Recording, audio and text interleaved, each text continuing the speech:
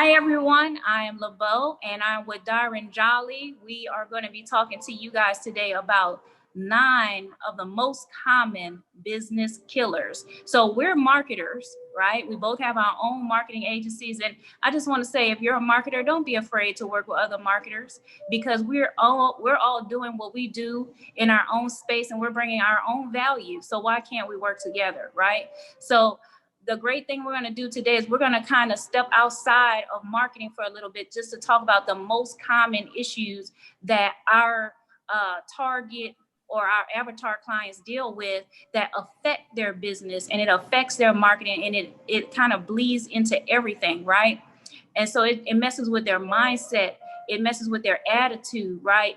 And so these defeating things that they're going through on the side are messing up different things in terms of their operations and their marketing. And we want to start giving our business advice just as business owners, because we're marketers, but we're also business owners too. We've been through that. We're going through that. So we're here with you, and we want to take some time just to speak to some of those pain points. Dyron, did you want to say anything about yourself? Hey, Dyron Jolly here, Incon LLC. It's great to have a fellow marketer, a fellow entrepreneur that you can uh, bring ideas to, that you can come together and Absolutely. work out strategies together. Again, one of the things that LeBeau kind of honed in on is the fact that don't be afraid to work with what you consider as competitors, right? Mm-hmm. Really in our space is so many fish in the sea, and so we Mm-hmm. don't have the resources to get all of those fish by ourselves, and so coming together is so important. And so when you get that competitor thought out of your mindset and work on collaboration, man, Yes. you will definitely see growth, because sometimes LeBeau can see things that I can't see. Sometimes I can see things that she can't see, and then once we come together with those Mm-hmm. ideas, man, it makes us so much powerful. Yes. So I appreciate you, and I appreciate being able to add a little more value to the entrepreneur out here with some of the struggles that we face. Absolutely. So Dyron and I have totally different marketing services. So definitely follow Dyron. Today, if Dyron is bringing value to you, he's dropping gems, follow him, learn more about his business. I know that he gives free consultation. Look him up, follow him, and show him that support. I know that he's also open to guiding and mentoring too. If you're really serious. So whenever you want to approach a mentor, make sure that you invest in that mentor first and let them know that you're serious. So we're going to jump right into it. Dyron, tell us the first most common sabotaging or business killer we have. Number one, a comment came in, and it was how to get support from family and friends. Yes. Wow. Yeah, so we've all been through it. There's so many different ways or reasons why family may not support. Of course, we're quick to label everything as hating, right? But sometimes it's because, first of all, you can't do what's not in you. So some of those people don't celebrate because nobody celebrate them. They don't know how to celebrate. That's number one. The second thing is sometimes people do wait until the whole world recognizes you, or wait till you blow up before they'll support you. That's their hang up. That doesn't have anything to do with you. The third thing is sometimes people may have a problem with you, right? They might see something that you're doing and they love it, and they would say something if they didn't have something against you that you don't know about, right? And what the fourth thing would be, sometimes they are trying to wait to see that consistency on your end, right? You might just have started out, and they don't know if this is just a phase you're going through. They don't know what it is. And so they don't want to co-sign until they know what it really is all about. And especially if, like, we're starting out and we haven't really sharpened our skills, and we're kind of messy looking in the beginning, right? Everybody's messy looking in the beginning. Some people will withhold that light because they don't want you to think that they're co-signing mess, right? They don't know if what you're doing is a really good idea. They don't have your vision and all of that. So they're withholding till they see some consistency and see some growth, right? So we can't just label everything hating. But one thing's for sure is that what when you're having a problem with a person like that in your life, and that person's really close to you and is breaking your heart, that they can't hit the like button. They can't say congratulations or I'm proud of you. You go to that person, you say, I just wanted to let you know that, I'm really going through something as a business owner, and your likes and comments, it really helps me to stay encouraged. Like, be humble enough to say that. You might find that they have a surprising answer for you, right? But either way, even if their attitude is not correct, one day you're going to get to a point where you're not even going to think about who's liking my stuff. You don't have so many likes. You don't have time to even look who like, or did Uncle Bob like on my stuff, right? I don't even think about who's not liking on my stuff, but I can identify with that. Dyron, did you have something? Absolutely. At the core of this, what you have to realize is that you are unique. Okay. Mm-hmm. If you look at society, the majority of people have a job. Okay. They want to work for somebody else. So, number one, for you to take that leap to say, I want to be an entrepreneur, I don't want to work for someone, that is powerful within itself, and that makes you unique. So, in your uniqueness, you can't expect people to share your same vision. Point blank. They won't see your vision because that's not the frame of mind that they're in. Yes. They're in a mind of, hey, I want to work, I want to be secure with this company that I'm working with. So they can't truly understand where it is that you are as an entrepreneur. So that support that you're seeking, or the way that you're looking to seek that support, it might not ever scratch your itch because they're just not there. They don't have the vision that you have. You've been given that vision, okay? That vision belongs to you. So trying to get somebody else to buy into your vision is not a very easy task to do. Even in a big organization, leaders struggle with trying to get their employees to see their vision. It's not Yes. easy, okay? Mm-hmm. And Like, so oftentimes this is something, as an entrepreneur, that gets you frustrated, when in actuality, if you look at reality of it, it's a common thing, and it's something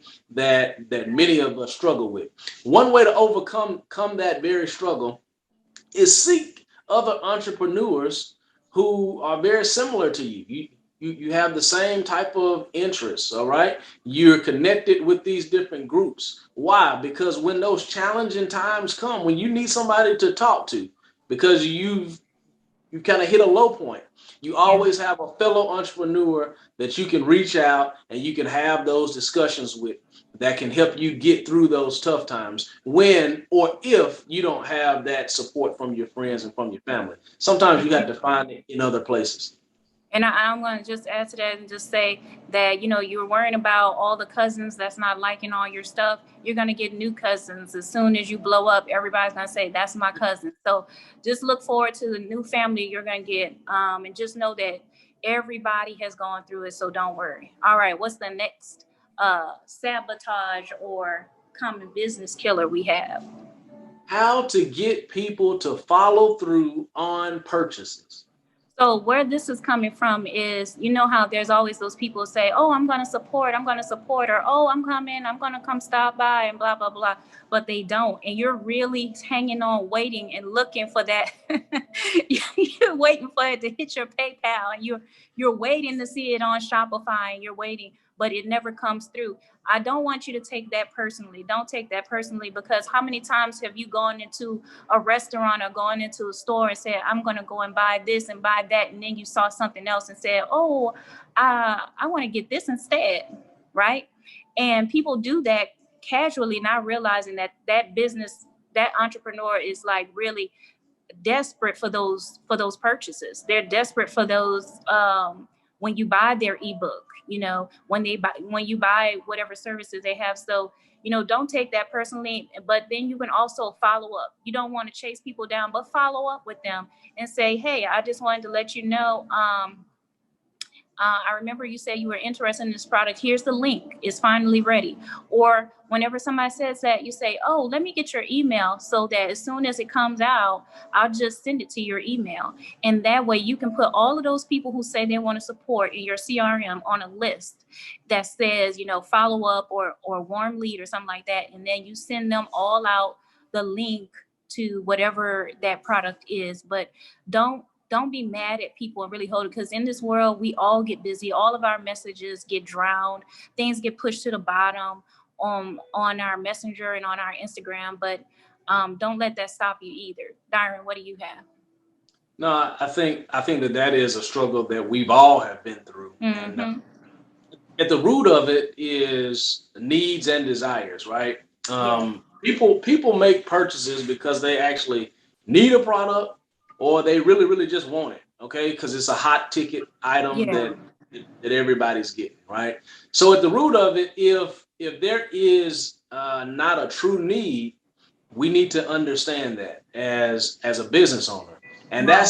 that's part of doing your research to make sure that you're touching the right people. Okay, because if you're getting a lot of people who, once they get to the idea of purchasing, and they don't follow through, and Mm-hmm. maybe they really just don't need your products or your service, and you need to find those that actually do need the products or Right. the service. Or you may want to peel back that onion a little bit more and figure out why. Is it my pricing? Is it Mm-hmm. my competitors? They have a better message. They have a better offering than I do. So sometimes if you're getting to the point of walking people through your funnel and Mm-hmm. then they're not closing, you have to figure out exactly why they're not closing. Okay, Right. and there could be a lot of different reasons. And so sometimes you have to ask those questions and ask yourself, do I really have everything together? Or Right. is it or is it that I'm focusing on the wrong people? And that could Mm-hmm. be very much the case. Is that and sometimes your buying process has too many, you're making people click too many times and all that stuff. So try to get to the bottom of it, but don't fret. Right. Okay, so what's our next business killer? Oh man, this is an easy one. How to fire your friends. How to follow your friends. So where No, this comes fire, from is a fire. lot of, go ahead, Darn. How to fire your friends. I'm sorry. Yes. How to fire your friends. When do you have to fire your friends? It's when your friends go in with you on a business, but they're not following through, right? Sometimes you also have to fire friends as customers too for the same reason, right? So, how do you fire your friend? Well, first of all, you just want to come to them with the facts. Come to them with the facts. And if you want to maintain that relationship, always keep that same energy when you're in during the dialogue. If you come into the room saying, keep it in your mind that, I still want to be friends with this person. Make sure that your dialogue, the things that you're saying, is aligned with that, and you're not using language and energy that will sabotage that relationship or cut it off, right? And just say, this is what's going wrong. So let's just come up with some, like a checklist of different things to measure if we're really hitting all our targets. And if not, we'll just come back whenever y'all decide to come back to reevaluate and say, look at it, and it is what it is, but I just want to still be connected with you because you're still my friend, right? So you can fire friends and still be friends with them. They're just not good employees, right? There's plenty of people who are nice, but they're not good at execution, or they're too busy. This is why it's not always a good idea to go in business with your friend on paper and have a partnership, right? If you know that they have attention deficit disorder and they're flaky and stuff like that in regular life, why would you go into a business with them? Why? Because people are desperate for people to go into business with them and help them with business. But that person will become a liability and they'll strain your relationship. Dyron? Oh man, that's a good one. Mm-hmm. How to fire my friends. I'm pretty straightforward with my friends, and the reason why I'm straightforward with my friends, once or if we get to that point, is because I've already set the expectation before we even get to the point of actually doing business together. Okay, Yes. before we actually enter into that agreement, this Mm-hmm. is the expectations that I have set, that we have set. Hey, what are we looking to accomplish? What are our roles and our responsibilities? Okay, Mm-hmm. we have a clear understanding of what you're supposed to do, what I'm supposed to do, what everybody's supposed to do, and we're doing this because we're trying to get to that goal. Right. So you have a clear measuring stick to hold people accountable to. And so if they're not measuring up. Hey, brother, sister, hey, this ain't working out. We said that we were going to achieve this goal and that you were going to be doing these different things here, but you're not Yeah. doing it. So Mm-hmm. what's going on? Is it something that we need to adjust, or is it something going on? And then you may give them a second chance, but at a certain point, it's about business to say, hey, listen, we're trying to grow this company, and what you're doing is not helping in that manner. So, got to let you go. Yeah, definitely. And I just want to say right here, and that's a really good point. Um, I just want to say right here, 1 million cups, guys. If you are having these types of issues, it's an indication that you need more business acumen, make more meaningful connections with people who are on your level. Get into a 1 million cups chapter. I'm over the 1 million cups Fort Worth chapter. We're starting up January. What is Wednesday? The January 8th, right? 9 a.m. CST. Join us. You'll get to for free. Try to make those connections and promote your business, because there's a lot of big cohorts. They wait until you gross 250,000 or a million before they'll let you in, right? But this is a free community support hub for you wherever you are. So, with that said, let's go on to the next one. The next one is how to build your network with people on your level instead of trying to recruit friends and family. Listen, a lot of business owners, when they first start off, they want to recruit friends and family, and their attitude is, you want me to be successful, right? Why don't you help me? This is a great idea. Why don't you get on board, right? But as we just explained, not everybody's on that level and on that mindset. Again, this is the reason why I reinforce 1 million cups, because it's all over the world. There's people that's already, you don't have to encourage them to think like you do in the entrepreneurial space, right? You don't have to motivate them. They're already there. But here's another thing. Right now, I'm doing the 2020 challenge to boost my social media presence, right? To boost my engagement rate. 20 likes every day for 7 days. I'm doing 20 likes, 20 comments, 20 DMs. To who? People who are on my level or higher, right? That's going to switch there. That's going to affect the algorithm concerning your social media, right? This is what Facebook, YouTube, and Instagram want. This is what's going to make them want to rank up your videos and rank up your page, right? So you do these things, but guess what? Now all of a sudden you have people following you. You have people that's engaging with you. You have all these people that's messaging you back, wanting to connect with you. So that is just one challenge you can give yourself to kind of jumpstart it. Definitely want to do that before the year is over. I'm going to let Dyron speak on this, but I'm also going to say we're going to cut it off at this point, right? We had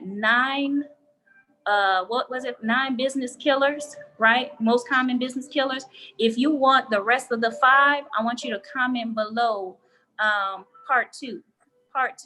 This is part 1, but me and Dyron have a lot to invest. We have a lot to invest, but we want to know that there's an audience that's interested in hearing the next 5. We're going to be talking about some really pressing, critical issues that entrepreneurs go through. So if you want to hear the next 5 of our answers, drop in the comments part 2. Dyron, what's your final word on this? Definitely a great topic, and I think at the end of the day, you have to understand the at the core of things where these type of people actually exist. Where do Yes. they go? What do they like to do? What are they doing on social media? What are they doing out in the traditional space? In terms of networking, in terms of different groups. What are they a part of? Yes. Understand where they are so that you can be there. uh, Mm-hmm. there's one point I knew a guy. Well, I know a guy who was very strategic about where he hung out. He would hang Mm-hmm. out in an upscale bar area because he knew that it was rich guys that just came there, sat down, and they just would talk and have a good time, right? And so Mm-hmm. what he did is he would strategically place himself there. He was a great speaker, so he could engage in a conversation with John Doe over here, and they would just start talking about just different things, and then it would lead to a financial conversation, and then he was like, "Hey, you actually work in this environment, you actually do this. Hey, look, we need to connect on a business level. And so he was right at the right place at the right time when those individuals were there. So know who you're trying to get in contact with and know what they like to do. Know where they are. And that will put you in the space and allow you to make those good connections. I'll say one last thing, guys. Facebook groups for your industry and entrepreneur Facebook groups in your area, right? If you're wondering why your posts aren't getting liked, it's not because they're not good. It's because they're not getting seen. You're not engaging, so Facebook is not rewarding you with letting your stuff get seen. You can post to your heart's content, but if you're not engaging, this is going to assume that your account is just a bot, and they're going to push it down, right? Because you're not showing them that you're a real person. You're not liking, you're not commenting, you're not messaging, nobody's messaging you, you're just lurking, you're posting your stuff and go. I know you're busy, you're posting your stuff and go, but you can also hire people out to do that for you. My service does that also. So you guys definitely follow us and connect if you feel like we've given you value today. There's a lot I can say about the services that I provide, but go ahead and message me about anything in the marketing space. You can even put your questions in below for us to tackle next time. But we definitely will be seeing you guys again. And thanks for watching. And we'll be coming to you guys next time. Bye bye. You